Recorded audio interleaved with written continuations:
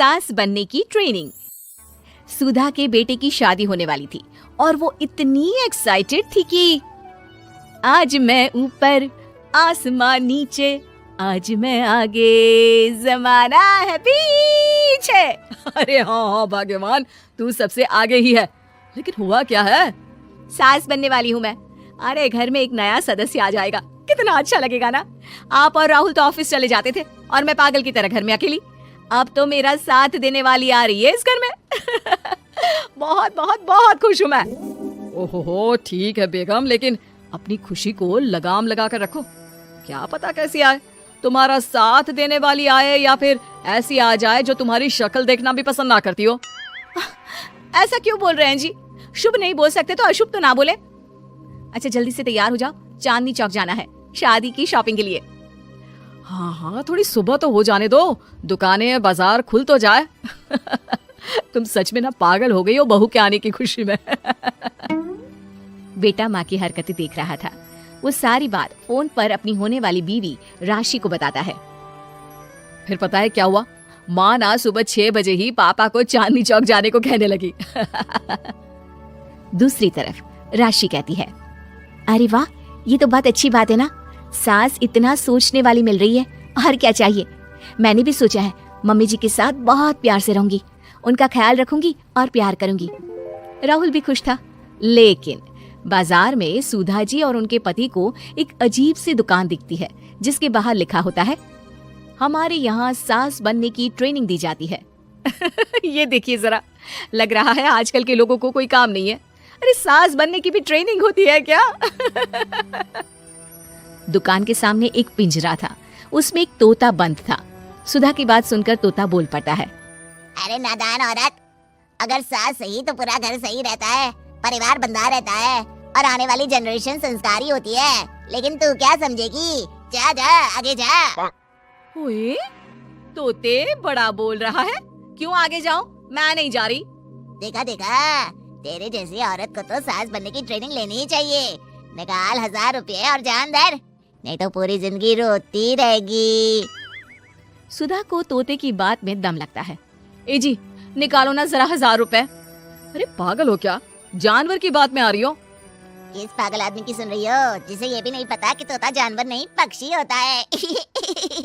चलो निकालो 1000 रुपए और अंदर जाकर सास के रूप में जीवन को सफल कर लो। हाँ जी, बात तो ये सही बोल रहा है। कहाँ मैं आपकी बात में आ रही हूँ? मैं तो अंदर जा रही हूँ, 1000 रुपए दीजिए। पति क्या करता, बीवी की आज्ञा सर आंखों पर। लेकिन जैसे ही सुधा अंदर जाती है, सामने कई औरतें पहले से ही बैठी होती हैं। मेरी पहली बहू के वक्त मैंने इतना नहीं सोचा था, और आज वो मेरे सर पर चढ़कर नाचती है। गुरुजी, कोई उपाय बताए। तभी गुरु की नजर सुधा पर पड़ती है और वो आंखें बंद कर लेता है। तू पहले भी मेरी दुकान के सामने से होकर गई थी ना, तब क्यों नहीं आई? औरत जो कि गुरु के साथ मिली हुई थी, महाराज तब पता नहीं था कि सच में सास बनने की भी ट्रेनिंग लेनी होती है। लगा था घर में कोई सदस्य आ रहा है जो सारा दिन मेरे साथ रहेगी, लेकिन ऐसा तो कुछ भी नहीं हुआ गुरुजी। चल फिर पैकेज लेकर 20,000 वाला कल से आ जाना। जी महाराज, गुरुजी की जय हो। वो औरत भी सुधा को देखती है और कहती है, सही जगह आई हो बहन। 10-20 हजार का मुंह नहीं देखना भाई, बस घर बस जाए तो सोचो गंगा नहा ली। बहुत कमा लेंगे अगर परिवार एक रहा, नहीं तो बुढ़ापा वृद्धाश्रम में बिताओ। सुधा डर जाती है। वो गुरु के पास जाती है और उन्हें पैसे देती है। देखो, एक मंत्र गांठ बांध लो कि कभी भी बहू को बेटी ना समझना।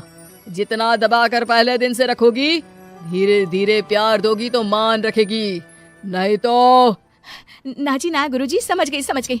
अरे भला हो भगवान का जो आपसे मिला दिया, नहीं तो मैं।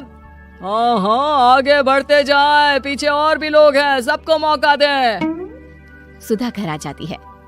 राशि शादी करके घर आती है तो दिमाग में सास की वही छवि होती है जो राहुल ने दिखाई थी। देखो राशि, मैंने काम वाली हटा दी है। वो क्या है ना, 2000 महीने लेती थी, यानी कि 24,000 साल का, और 5 साल में उसे जोड़ो तो 1,20,000 रुपए। माँ जी, और 10 साल जोड़े तो? तभी राहुल आ जाता है। अरे बस इतना मत जोड़ो, फिलहाल भूख लगी है, कुछ खाने को दो। अरे पर बर्तन तो गंदे हैं ना, काम वाली तो आई नहीं, फिर बर्तन कौन धोएगा? अरे कौन धोएगा मतलब? तू धोएगी? मैं? ठीक है, मैं धो लेती हूँ, धो कर देती हूँ, आप खाना बना ले। अरे खाना भी तू ही बनाएगी? ये क्या बात होती है माँ, क्या हो गया तुझे? कल तक तो कुछ और ही बोल रही थी। लेकिन सुधा का व्यवहार सुधरने का नाम ही नहीं ले रहा था। बहू और बेटा ससुर से बात करते हैं। पिताजी, क्या हो गया है माँ जी को? वो क्यों ऐसे व्यवहार कर रही है जैसे मैं कोई नौकरानी हूँ? पिता क्या करता, बता देता है सारी कहानी कि कैसे सास का दिमाग एक गुरुजी ने खराब किया है। सास बनने की ट्रेनिंग, तो मामला ये है। वही मैं कहूँ, कहाँ तो माँ बहू का इंतजार ऐसे कर रही थी मानो साक्षात कोई देवी आने वाली है, लेकिन व्यवहार नौकरानी जैसा। देखिए, माँ बुरी नहीं है, बस किसी ने उनका दिमाग खराब कर दिया है। तो ऐसे में मेरे पास एक आइडिया है। बहू फुसुर फुसुर करके पति और ससुर से बात करती है। अगले दिन बहू सास के सामने कहती है, अच्छा मैं जा रही हूँ, मेरी क्लास है। ये बोलकर बहू निकल जाती है। ये कौन सी क्लास करने जा रही है? पढ़ाई तो खत्म हो गई थी इसकी। अरे माँ, दरअसल वो ये सोचकर आई थी कि तुम माँ जैसी होगी, लेकिन यहाँ तुम तो तुर्रम खां बन गई हो। तो वो किसी बहू बनने की ट्रेनिंग वाली क्लास में गई है। ये बोलकर बेटा बाप की ओर देखता है और आंख मार देता है। हाँ, वो तो तुम्हारी माँ ने भी सास बनने की ट्रेनिंग ली है बेटा। पहले का जमाना और था भाई, कि भोले मन से रिश्ते शुरू किए जाते थे। अब तो नई लड़की घर आते ही नौकरानी हटा देते हैं। बताओ, पिछले 25 साल से वो नौकरानी काम कर रही थी, तब तो कोई हिसाब किताब नहीं हुआ।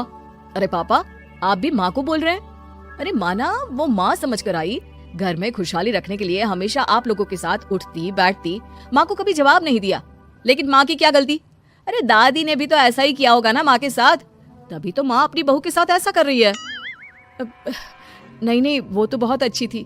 मेरे आने के बाद तो उन्होंने खाना बनाने वाली भी रख ली थी। अरे तो फिर तुमने क्यों काम वाली हटा दी? किसी के कहने पर अपना घर खराब कर रही हो तुम सुधा।